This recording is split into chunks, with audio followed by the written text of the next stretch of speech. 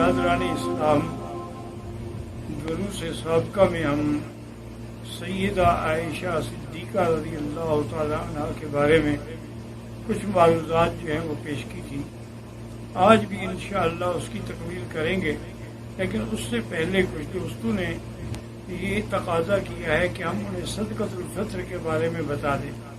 تو اصل میں رمضان المبارک کا سارا مہینہ ہی نعمت عظمیٰ ہے کہ ایک تو سیام ہے، روزہ ہے، پھر قیام لیل ہے، لیلۃ القدر کی عظمت ہے، 1000 مہینے کے برابر ہے، اس کے بعد پھر اعتکاف ہے، اور ان تمام چیزوں کے بعد صدقہ فطر ہے۔ صدقہ فطر ہر اس آدمی کے ذمہ ہے جس کے پاس سونا چاندی پیسہ ملا کے 52.5 تولے چاندی کی قیمت بنتی ہو، اس کے زیادہ جتنا ہو، یعنی کم از کم اتنا بنتی ہو، تو وہ صاحب نصاب کہلاتا ہے، اور اس پر صدقہ فطر ادا کرنا ضروری ہے۔ صدقہ فطر جو ہے احناف کے نزدیک، چونکہ ہمارے ملک میں زیادہ تر گندم ہوتی ہے، تو لہذا 2 کلو گندم احتیاطاً، ورنہ اصل 2.25 کلو ہیں، اور اگر جو ہو، کھجور ہو، کشمش ہو تو 3 کلو ہے۔ لیکن عرب علاقوں میں چونکہ چاول زیادہ استعمال ہوتا ہے، اس لیے ان کے علماء کرام نے 3 کلو چاول کا فتویٰ دیا ہے۔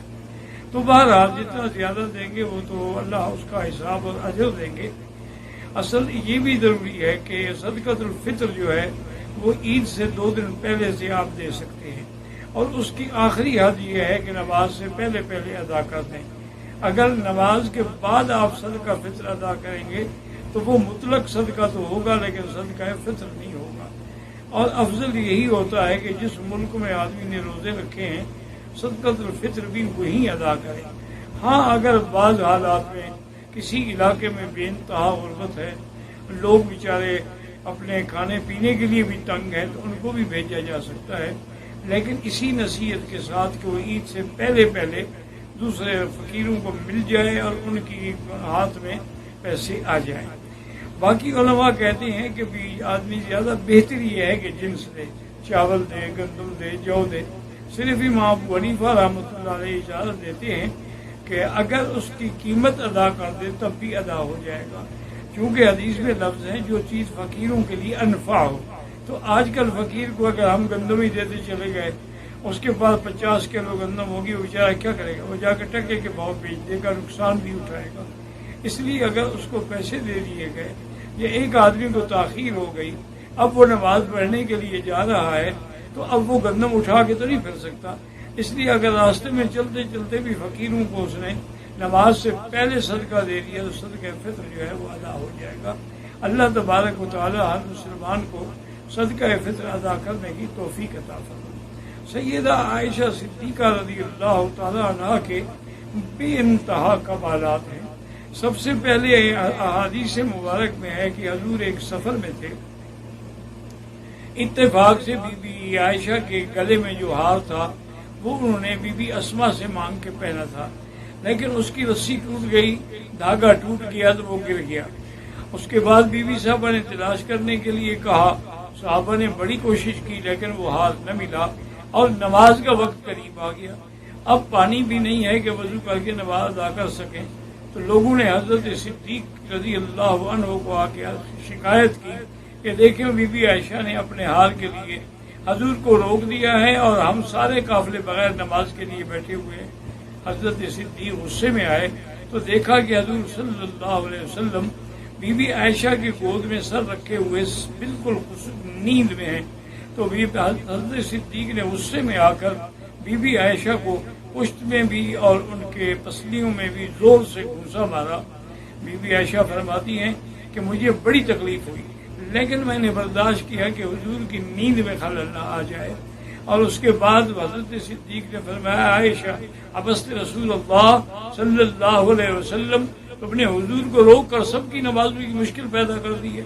ابھی یہ باتیں چل رہی تھی کہ اللہ تعالیٰ نے جبریل علیہ السلام کو بھیجا کہ مجھے سیدہ عائشہ کے بارے میں، چاہے اس کا باپ بھی اس کو مارے، وہ گوارا نہیں ہے، لہذا ہم اپنی شریعت کے احکام میں نرمی کرتے ہیں کہ فَإِن لَّمْ تَجِدُوا مَاءً فَتَيَمَّمُوا صَعِيدًا طَيِّبًا، اگر پانی نہ ہو تو تیمم کر کے بھی نماز پڑھ سکتے ہو۔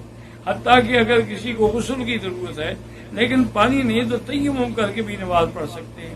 جب تیمم کا حکم آیا تمام صحابہ مبارک دے رہے ہیں کہ یا آل ابی بکر یہ تمہاری کوئی پہلی برکت نہیں ہے، کئی برکات ہیں، لیکن اس سے تو قیامت تک امت کے لیے ایک راحت ملی ہے، اور اس کا سبب جو ہے وہ بی بی عائشہ صدیقہ رضی اللہ عنہا۔ اور اب بھی صحابہ فرماتی ہیں کہ جب ہم نے اونٹ کو اٹھایا تو اللہ کی شان یہ ہے کہ وہ اونٹ کے نیچے پڑا ہوا تھا، تو ہاتھ بھی مل گیا، لیکن اللہ نے تیمم کا حکم بھی جاری فرما دیا۔ اسی طریقے سے دوسرا مسئلہ ہے، اس کو کہتے ہیں مسئلہ ایلا۔ ایلا کا معنی ہوتا ہے کہ کوئی آدمی قسم کھا لے کہ میں 1 مہینے تک اپنی بیوی سے بات نہیں کروں گا۔ تو حضور صلی اللہ علیہ وسلم سے کچھ بیویوں نے، ازواج مطہرات نے مطالبہ کیا کہ حضور ہمارے خرچ میں اضافہ کیا جائے، ہمیں زیادہ دیا جائے، اس سے ہمارا گزارا نہیں ہوتا۔ اصل میں ازواج مطہرات جو ہیں بڑی سخی تھی، جو بھی ان کو ملتا ہو خیرات کر دیتی، پھر حضور سے تقاضا کرتی۔ تو حضور صلی اللہ علیہ وسلم کو یہ بات ناگوار گزری، اور حضور نے فرمایا کہ 1 مہینے تک میں کسی بیوی سے بات نہیں کروں گا، اور ایک بالا خانے میں تشریف لے گئے، اور وہیں جا کر آپ نے وہ پورا 1 مہینہ گزارا۔ اب حضرت عمر فرماتے ہیں کہ میں گھر میں آیا اور میں نے آ کے اپنی بیٹی سے کہا کہ حفصہ یہ کیا ہے، میں نے سنا ہے کہ حضور نے طلاق دے دی ہے۔ انہوں نے کہا عمر تم کیوں جھگڑتے ہو، یہ خامند اور بیوی کا معاملہ ہے، تم درمیان میں کیوں دخل دیتے ہو؟ حضور نے ہمیں طلاق نہیں دی ہے بلکہ نہ بولنے کی قسم کھائی ہے۔ حضرت عمر فرماتے ہیں کہ میں آیا، میں والا خانے کے نیچے کھڑے ہو کے میں نے خادم سے کہا کہ اجازت مانگو، لیکن حضور نے اجازت نہیں دی۔ دوبارہ میں نے اذن مانگا، حضور نے اجازت نہیں دی۔ تیسری دفعہ میں نے زور سے آواز کے ساتھ اذن مانگا، حضور پاک میری آواز سن کے پہچان گئے اور فرمایا کہ عمر کو اوپر آنے دو۔ حضرت عمر فرماتے ہیں کہ جب میں آپ کے بالا خانے میں پہنچا تو میں نے دیکھا کہ اللہ کا نبی ایک عام چٹائی پہ لیٹا ہوا ہے، اور گھر کے اندر کیا ہے ایک مشکیزہ رکھا ہوا ہے، اور کوئی جائیداد ہی نہیں ہے۔ تو میرے آنسو نکل آئے۔ میں نے کہا یا رسول اللہ، کیسر و کسریٰ کی طاقت کو اور دولت کو دیکھیں، اور آپ تو دین و دنیا کے بادشاہ ہیں، لیکن آپ کا یہ عالم ہے۔ آپ نے فرمایا ما ترضیٰ یا عمر، کیا عمر تم اس بات پہ راضی نہیں ہو؟ لہم الدنیا ولنا الآخرہ، ان کو دنیا کی نعمتیں ملیں اور ہمیں آخرت کی نعمت ملے۔ اور اس کے بعد حضرت عمر رضی اللہ تعالیٰ کہتی ہیں کہ میں نے دیکھا کہ حضور کیونکہ بڑے اداس ہیں، میں نے کہا کوئی ایسی بات کروں جس سے حضور خوش ہو جائے۔ میں نے کہا یا رسول اللہ، عورتوں کو تو آپ نے سر پہ چڑھا دیا ہے نا، ورنہ ہم کو اس دن لکڑی کی طرح سیدھا کر کے رکھتے تھے، آپ نے ان کو اتنا ہمارے سروں میں بٹھا دیا ہے کہ اب ہر بات کا مقابلہ کرتی ہیں اور جواب دیتی ہیں۔ حضور صلی اللہ علیہ وسلم مسکرا اٹھے۔ میں نے کہا حل طلقت یا رسول اللہ، کیا آپ نے اپنی بیویوں کو طلاق دی؟ میں نے ما طلقت، میں نے تو کوئی طلاق نہیں دی، میں نے تو قسم کھائی تھی کہ 1 مہینہ نہیں بولوں گا، یہ طلاق نہیں، یہ ایلا ہے۔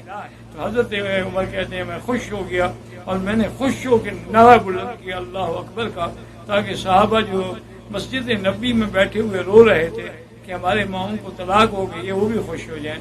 تو حضور صلی اللہ علیہ وسلم ٹھیک 29 دن کے بعد آپ تشریف لے آئے، اور سب سے پہلے بی بی عائشہ کے گھر میں آئے، اور اللہ نے یہ قرآن نازل فرمایا کہ یا ایھا النبی قل لازواجک ان کنتن تردن الحیاۃ الدنیا وزینتها فتعالین امتعکن واسرحکن سراحا جمیلا وان کنتن تردن اللہ ورسولہ والدار الآخرہ فإن اللہ اعد للمحسنات منکن اجرا عظیما۔